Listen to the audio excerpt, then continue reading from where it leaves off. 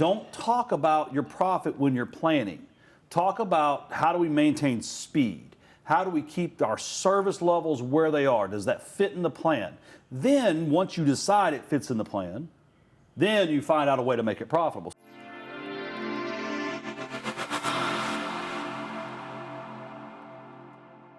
We just finished our 2-day leadership offsite for Ternus, and I had an amazing facilitator there guiding it. And here's why. I've actually never run a company as big as Ternus. I've never been planning to grow something to a $1 billion corporation. The facilitator that was there has done 2 IPOs, right? He has run many $1 billion corporations. And his job was to help us plan properly, right? It wasn't his meeting. He kept telling me, he'd pull me outside, you're deferring to me a little bit too much. This is your meeting. That's good. This has to be you. But I'm here to help you get what you need out of the team so that then I can help you tell your board what the plan is and how many millions of dollars you need to go hit the plan. But one of the things he said all day was, he goes, the main thing is the main thing. And I can't get it out of my head. I keep saying it to people. What does that mean? So I started Ternus because I was frustrated with the way lending had become too Wall Street-like for our friends and customers, right? And as a real estate investor, I only need dependent, consistent capital.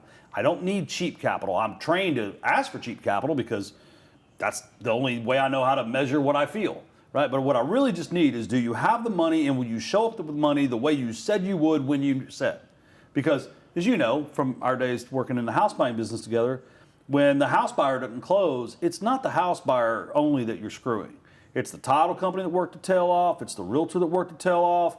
And oftentimes it's a little old lady sitting in a U-Haul that turned off the utilities already in July in Texas, and she's got to move. Mm-hmm. And if that money's not there on that Friday, she is homeless all weekend, right? And so Jeff kept challenging me, the main thing's the main thing.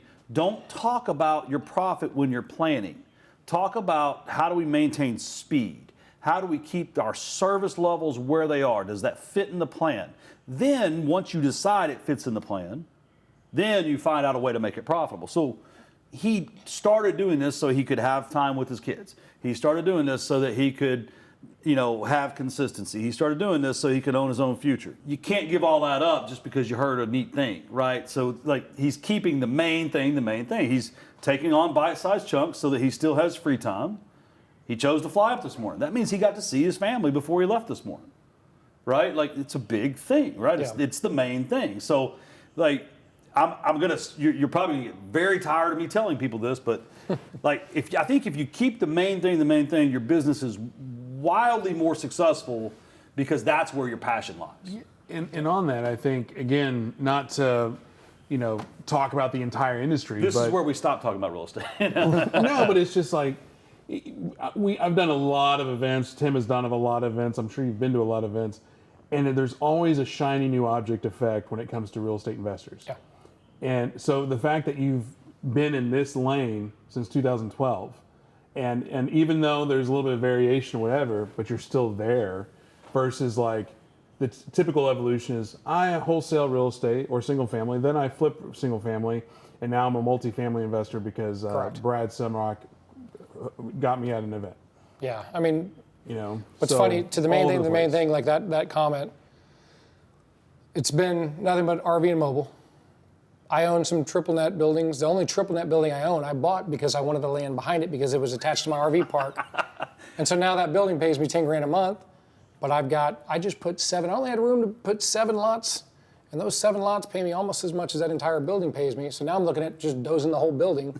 And it's a home health care. I should watch out. They're under a lease right now. This is not an eviction notice. 5 years. Hypothetically, allegedly. But to your point, the main thing, shiny object syndrome, all of my buddies, they might have been flipping homes or wanted to flip homes, and then all the gurus, multifamily became the thing, right? Yeah. You stop flipping homes because the real G's are out there. Graduate into multifamily.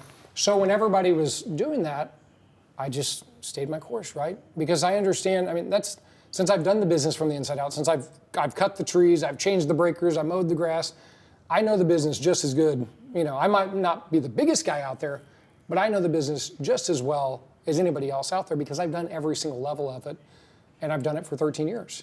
So. Yeah, and I want to clarify, just because, we are talking about the main thing, and shiny object.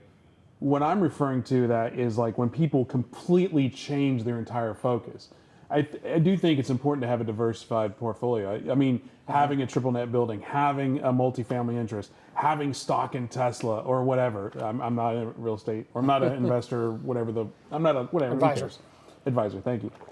It is important to try new things, and it is important to place capital in various places, but don't have a mental shift of who you are.